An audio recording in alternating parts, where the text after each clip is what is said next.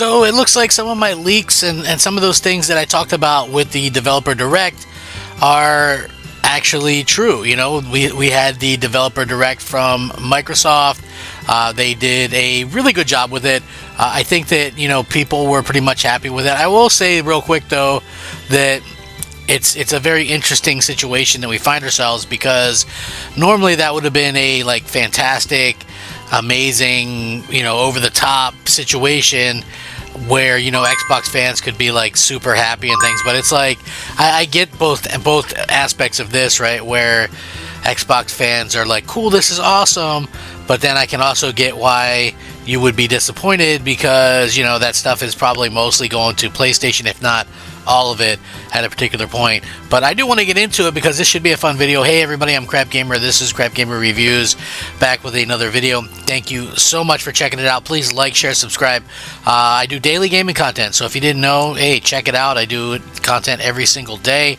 It's been a blast to be able to do that, and hopefully you guys are enjoying that very much. So yeah, that's been, you know, pretty cool to see that happen. Now, with that being said, you know, again, a simple like is pretty much all I ask when it comes down to this. You know, it's crazy to kind of see how all of this stuff, the way that it happens. But anyway, you know, they had such a pretty good showcase. It wasn't just an awesome showcase for Xbox. There's a lot of new titles and stuff. They had some surprises and things, which was, I think, was really cool. The biggest takeaway from it was Xbox's games pipeline finally feels ready to go. You know, again, if you go back to the first one back in 2023, it felt like these earlier events were meant to showcase soon to launch titles. But now the sheer scale of Microsoft's portfolio means that this year they can afford to release the titles actually soon. And we got, you know, release dates and things like that. So when you look at stuff like Avowed, South of Midnight, Doom: The Dark Ages, they're all launching by May. Not to mention third-party title Clair Obscur Expedition 33 coming in April as well. Of course, as previously mentioned, it was nice to get a shadow drop during this year's event too. This was something speculated a lot prior to the event. There's just something special about a game coming out as it gets revealed. Ninja Gaiden 2 Black Remastered feels like something that properly calls back to Xbox's heritage, which I also mentioned in a previous video, right? If you think about it, you know, again, it's just one of those things where we know that Microsoft is going to be able to do stuff like this, but it's like, for me, when I look at these types of announcements and things, I kind of look at it and I go, okay, well, we knew stuff was going to happen. It's cool but I mean, look, Ninja Gaiden used to be an Xbox exclusive at one point, and now it's like a multi-platform thing.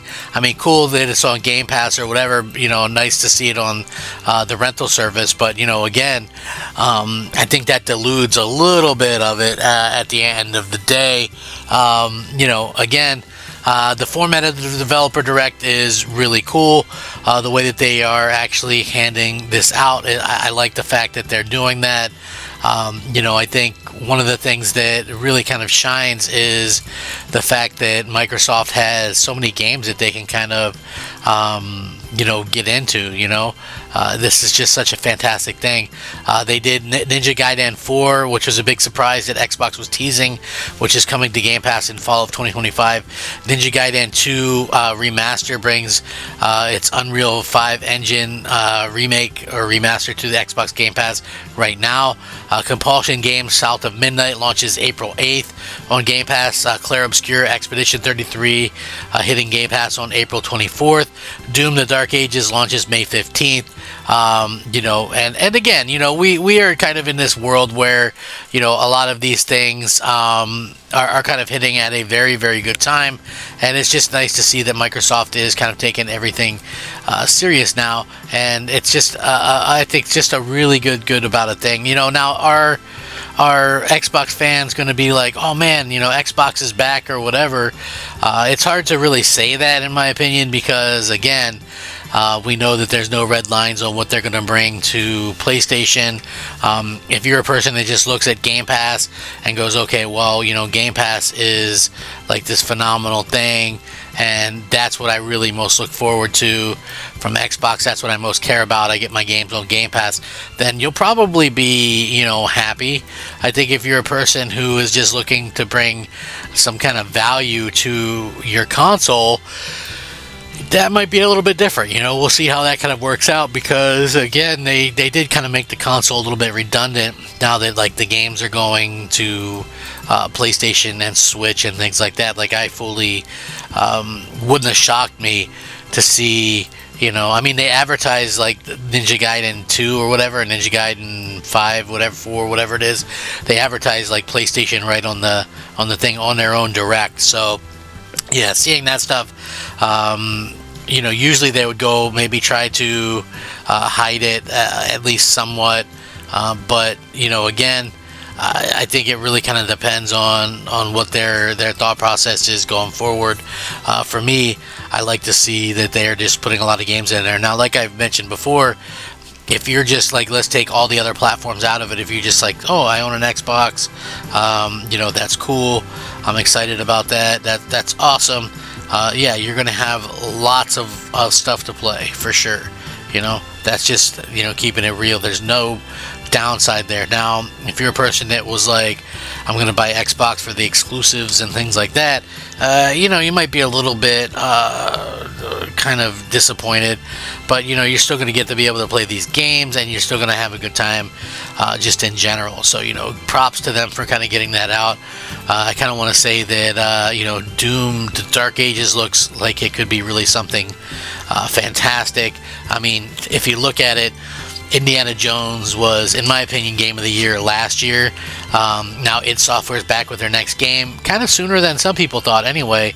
It looked really, really great during the developer direct. The team gave a very detailed look at the game. They says that this is a perfect entry point into the series with a more approachable take on gameplay, but that doesn't by any means say that it's an easy Doom game, as the Dark Ages is simply adding more options for players to take the game on however they please.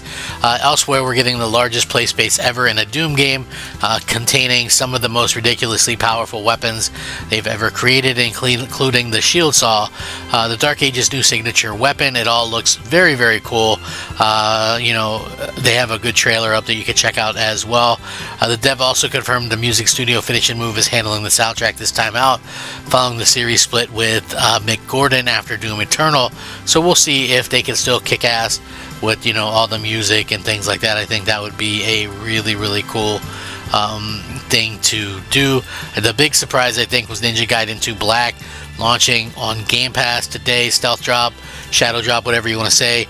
Into the in addition to the surprise announcement of Ninja Gaiden 4, we've also been treated to the surprise launch of Ninja Gaiden 2 Black on Game Pass.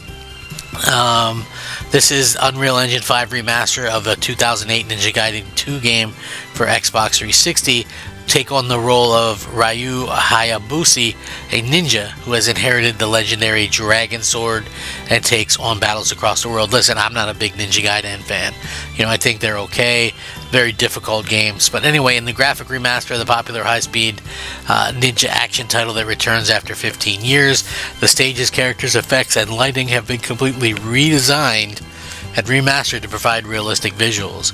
Unreal Engine 5 has been utilized to create stunning current-gen graphics, allowing players to immerse themselves more deeply into the story's world.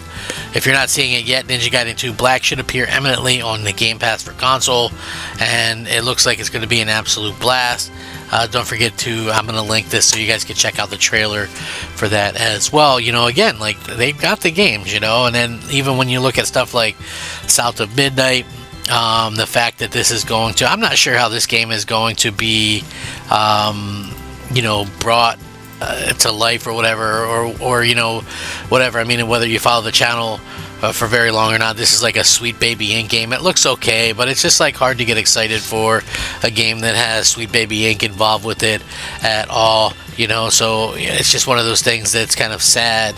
And honestly, I think the game looks okay, and I can see where people are kind of excited for it. But again, like I said, we'll have to look into, just how much Sweet Baby Inc. has kind of got into this or whatever. There's plenty of rumors that it was, they kind of got into it in a big way. But anyway, overall, I thought it was a really good showcase. I'd say like a B plus, and hopefully they can continue to take the momentum forward, because I think they're definitely onto something fantastic.